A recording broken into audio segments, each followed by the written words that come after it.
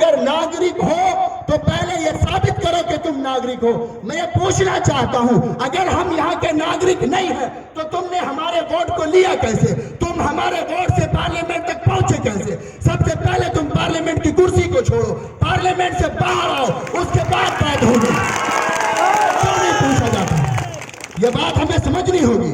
और ये जो कहा जा रहा है कि नागरिकता दी जाएगी, मेरे भाइयों, मेरे बुजुर्गों, मेरे अजीजों, मेरी माताएं बहनों, जहां तक मेरी आवाज जा रही है, इस बात को समझिए कि ये नागरिकता दी नहीं जाएगी। वो कौन होता है हमें नागरिकता देने वाला? उसके बाप का मुल्क नहीं है, ये मुल्क हमारा है, हम यहाँ के नागरिक हैं। कौन होता है वो फैसला करने वाला कि इस मुल्क का नागरिक हम हैं या नहीं? बात नागरिकता देने की नहीं है, बात नागरिकता लेने की है। ये नागरिकता पहले लेंगे, उसके बाद ये डिसाइड करेंगे कि नागरिक किसको बनाया जाएगा, किसको नहीं बनाया जाएगा। इस बात को हमें समझने की जरूरत है। ये बात यूं ही हवाओं में नहीं लो, बात को समझो आप कि बात क्या हो रही है, कानून कैसे बनाए जा रहे हैं। मैं एक बात आपको समझ कहना चाहता हूं, आप हजरात शोर न करें, बात को सुने पहले।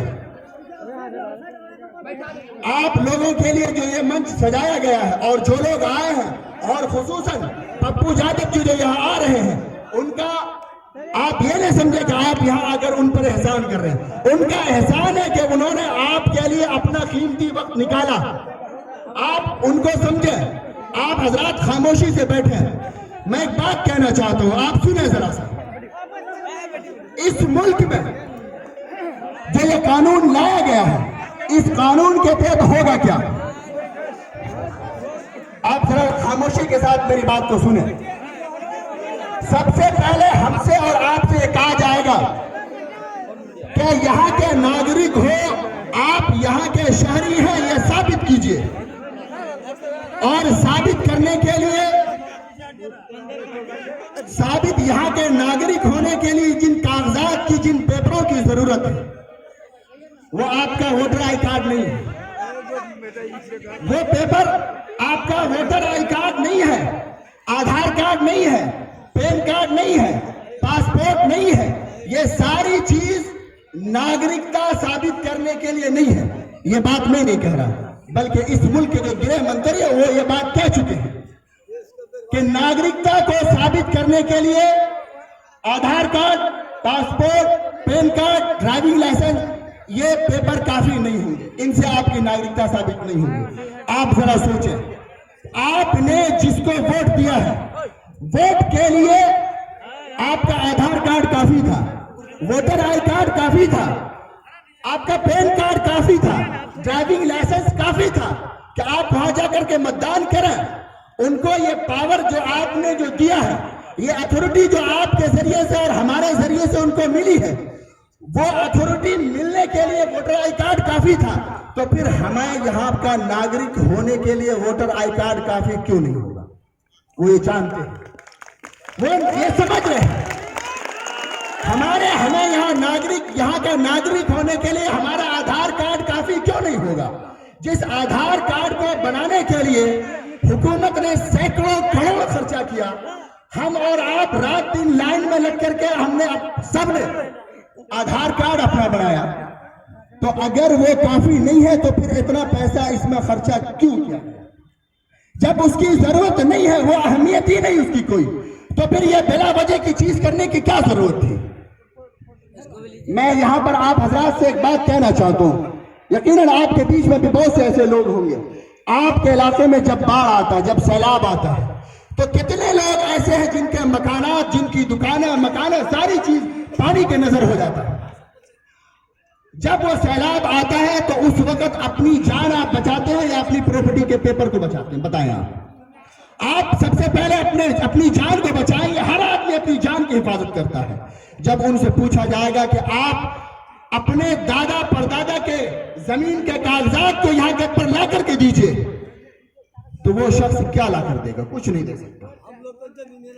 और इस मुल्क हुकूमत की रिपोर्ट के मुताबिक इस मुल्क में 15% से ज्यादा लोग, 15% से ज्यादा लोग जो रह रहे हैं, वो या तो सरकारी जमीन पर रह रहे हैं या किसी राजा महाराजाओं की वक्फ करदा जमीन थी, उन पर रह रहे, उनके पास अपनी जमीन अब तक नहीं है। ये सरकारी आंकड़े हैं, आप जरा हिसाब लगाएं। अगर 15% 135 करोड़ लोगों में से 15% को निकालेंगे आप, तकरीबन 22-23 करोड़ लोग ऐसे निकल जाते हैं हुकूमत के आंकड़े के हिसाब से कि उनके पास में अपनी जमीन जायदाद कुछ नहीं है। वो साबित कैसे करेंगे? वो अपने आप को यहां का नागरिक कैसे साबित कर सकेंगे? यकीनन नहीं कर सकते हो उसमें। तो फिर होगा क्या? उसके बाद मैं ज्यादा तफसील नहीं करूंगा, मैं आपको सिर्फ इशारा करना चाहता हूं, आप बात को समझें कि यहां होने क्या जा रहा है।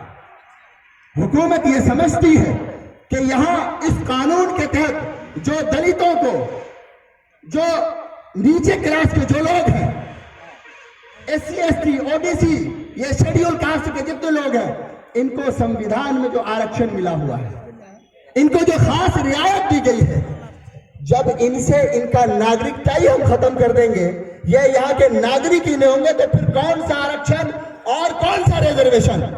सारा आरक्षण खत्म, रिजर्वेशन खत्म।